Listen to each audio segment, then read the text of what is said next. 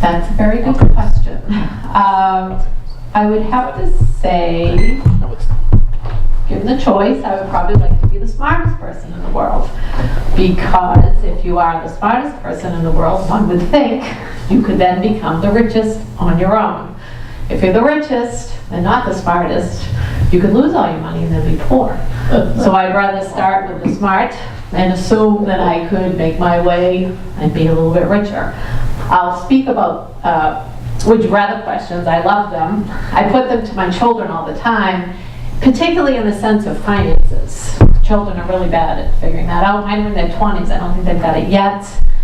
Would you rather? Would you rather go to Starbucks every day and spend how much? $3, $4? It's $15 a week. Multiply that by 52. Or save that, perhaps take a trip to New York. You could afford that. Would you rather go to lunch every day? $15 a day, you get a sandwich and a soda. Add that up times 52 weeks a year. You could really take a nice trip then. So I like the would you rather questions, and I think I would like to be the smartest person in the world. Not there yet, but I'll work on it.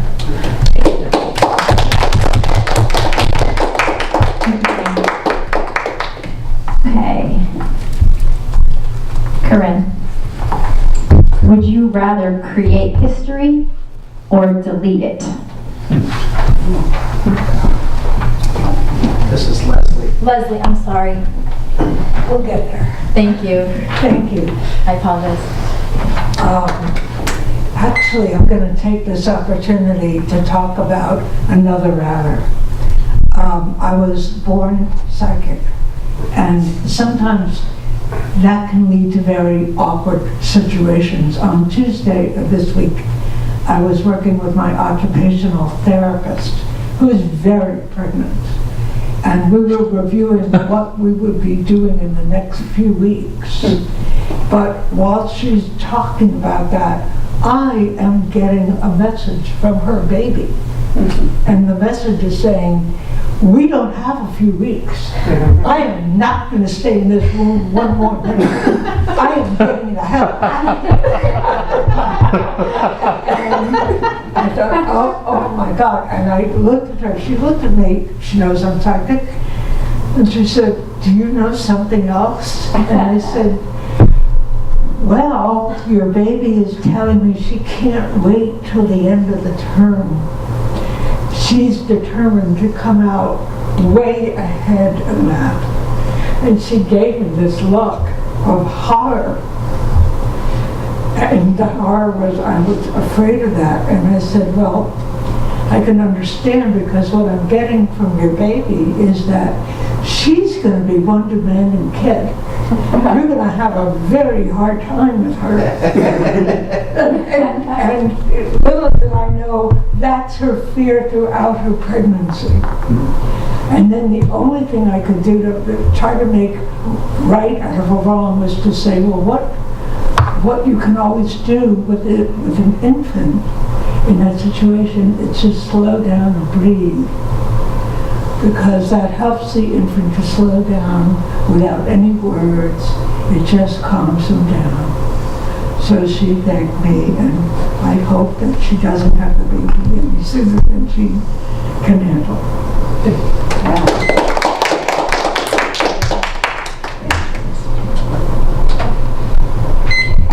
Okay, Mary Alice.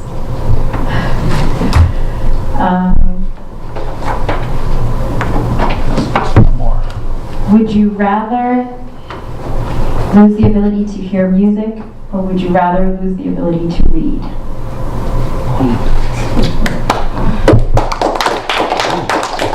Good question. Thank you, Liana. I was afraid it was going to be some impossible thing to answer, but this is easy to answer. I would rather lose the ability to hear music than the ability to read, because reading means the world to me. I do a lot of reading, a lot. And I am just, my life in reading books is just invaluable to me. For a long time, I listened to a lot of classical music.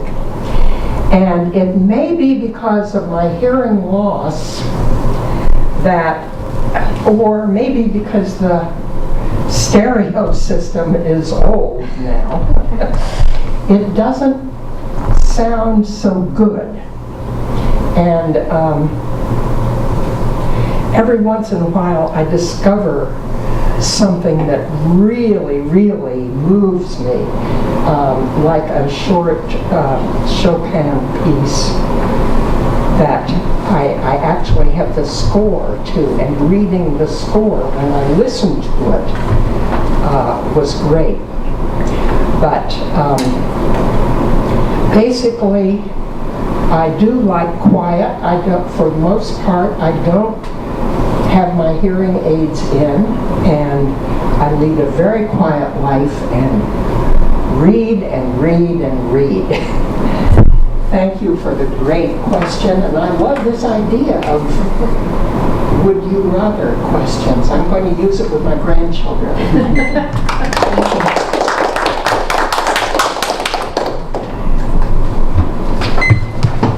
You,